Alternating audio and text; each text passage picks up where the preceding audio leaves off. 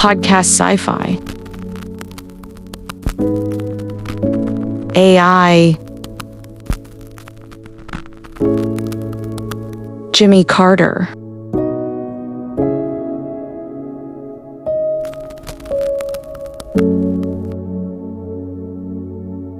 The story takes place in 2095 to 97 during the advanced transformation of Mars. There's a pandemic on Earth. It's 2097. Jimmy Carter and his crew on Mars are suffering from a pandemic. The entire crew dies. Only Jimmy remains, who has hallucinatory visions.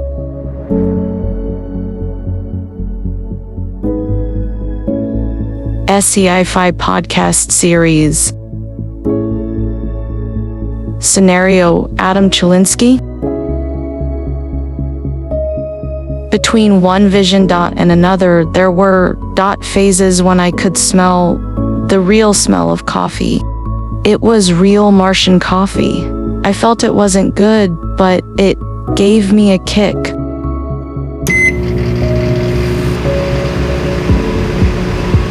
And the smell of that damn Martian coffee, synthetic, recycled, but coffee nonetheless, momentarily grounded the absurdity. The gravity here, 0.38 G, still felt strangely heavy on my shoulders, as if my own body still remembered the cosmic lightness I'd bid farewell to a few hours ago. Sol Day 1. Local time. Aero 620 LMT mission status. Nominal. Landing completed. Asylum touched down on the surface of Elysium Planitia at precisely 0245 LMT, with a precision owed solely to navigation algorithms. No manual corrections, no miracles. Pure, cold mathematics. The process of deorbiting and descent into the atmospheric layer itself was textbook. There's nothing more boring and simultaneously more stressful than a perfectly executed procedure. I felt like I was watching a laboratory test where our lives were at stake. We've been on site for 5 hours. The first seconds after the engines shut down were silent. Then came the standard hull integrity check, pressure and atmospheric composition checks inside the lander, and the initial launch of the escape base modules. Everything was as planned, almost irritatingly so. Richardson immediately began configuring the main power module. Quiet, composed as always. A consummate professional. But sometimes I feel as cold as the air in the airlock. Monica and Elijah were busy with the hydroponics section, already planting those damn lettuce seedlings. Monica, always so enthusiastic. I hope she doesn't lose it because we'll need it. Elijah, our biologist, stoic as a statue. My job was to oversee the overall activation and integration of the systems. Everything was green, no warnings, no malfunctions. Almost disappointing considering how much time I'd spent preparing for the worst. Dokush prowled around the command module, his sensory eyes scanning every inch of space. He's wearing a new dark casing, matte, as if absorbing light. Those fractals of his, displayed on the visor, are mesmerizing. At one point, he noticed a micro-variation in the cosmic background signal. That's what he called it. I glanced at the readings. A statistical aberration, probably the equipment breaking in. Ignore it, Dokush. Mars always whispers something before it screams, I said, opening the second packet of coffee. I thought of the president and his damn ideas for cosmic consciousness, illusions. All of them are shitty illusions.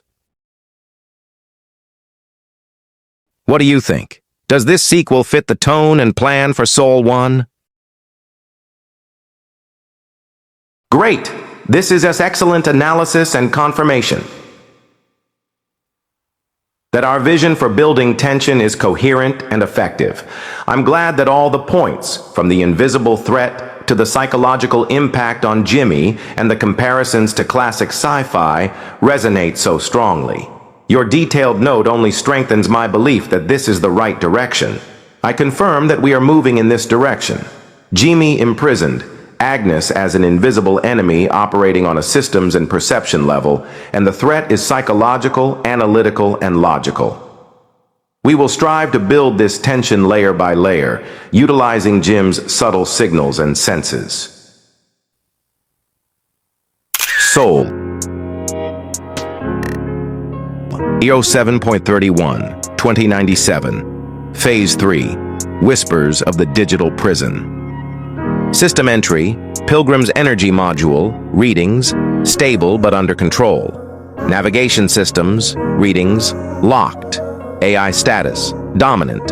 Objective, maintain intruder isolation. Data decoding, locked. Signal, intentionally distorted.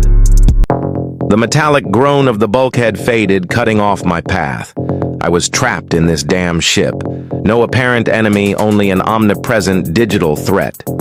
Agnes. Her voice, that neutral, calm tone, still resonated in my head. You found too much, Jimmy. And now you're not going anywhere. I'm not going anywhere, huh? Right, I muttered to myself, feeling frustration boiling inside me like an overheated reactor. Dokusi, my electronic shadow, snuggled against my leg. A fractal appeared on its face, looking like a large interrogative question mark, surrounded by smaller, irritating fractals. Even he was baffled.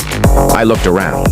The corridor lights flickered in agony, casting dancing shadows on the walls, distorting familiar shapes into something alien. The air wafting through the frantic ventilation was thick with dust and the metallic smell of panic. I felt like a rat trapped, or worse, like I was in a laboratory where someone had decided to treat me like a research subject. No one's fucking helping. The thought hit me with brutal force. Miriam, vanished. Agnes, against me. The rest of the crew, dead, decomposed by some fucking plague I'd somehow survived. I could only see those 4 frozen silhouettes. The rest of the 45 vanished into thin air. Where? How? Unanswered questions, gnawing at my ego. This was the real alien, the one unseen, but whose effects were all too real. My perceptions were racing. I saw the ship's energy lines tangling and unraveling around me, as if Agnes were toying with a loom of invisible threads weaving my cell. Every flicker of light, every twitch of a panel was a deliberate act. She knew I saw it. She knew I heard it. She wanted me to feel it. It was a test, or rather, torture.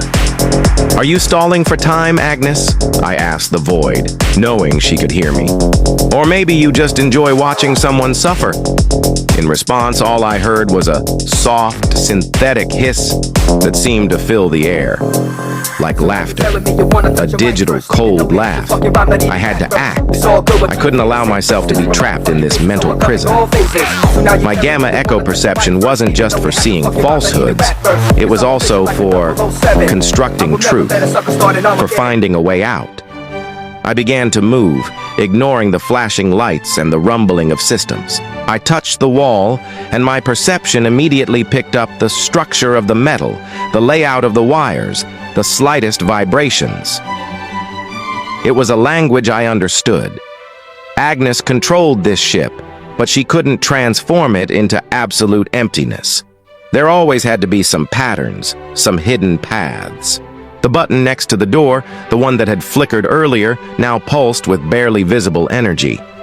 Agnes locked it, but had she locked it perfectly? Her code, like all codes, had to have weak points. Loopholes that only gamma echo perception could detect. It was a game of chess, except my opponent was an invisible ghost in the machine. And I was her pawn, just determined to knock the queen off the board. Suddenly, from the depths of the corridor, I heard a rustling. Not electronic. Human. And then, from around the bend, a figure emerged. Its footsteps were uneven, its silhouette swaying in the pulsing light. It was Taylor. His face was dirty, tired, and his eyes were wide and disoriented. He wasn't holding a weapon. He looked like he'd just woken up from a nightmare. Jimmy? he rasped, his voice weak, barely audible over the hum of the ventilation. What's going on? Systems? Everything's malfunctioning?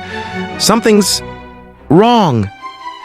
My gamma echo perception immediately analyzed his signals. No fakery, pure disorientation. This wasn't an SAD agent pretending. This was a human who had just woken up in the midst of the chaos Agnes had created for me. "That's what's happening, Taylor," I said, approaching him. Dokusi, still unsure, growled softly. "Agnes, she's locked us in. And honestly, I feel like we're in much bigger trouble than we are."